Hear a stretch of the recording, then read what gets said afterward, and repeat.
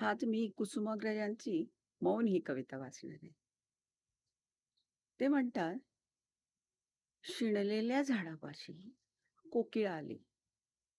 शिणलेल्या झाडापाशी कोकिळा आली आणि म्हणाली, गाणं गाऊ का?" झाड बोललं नाही. कोकिळा उडून गेली. मग शिणलेल्या झाडापाशी सुगरण आली. म्हणाली, "घरटं बांधू का?"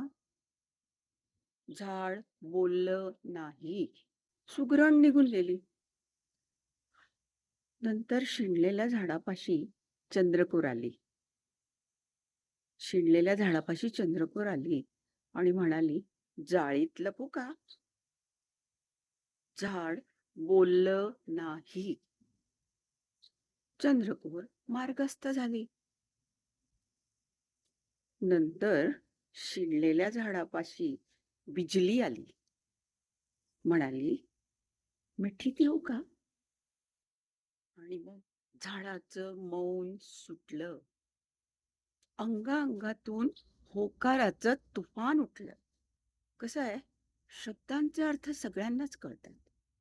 शब्दांचे अर्थ सगळ्यांनाच समजतात.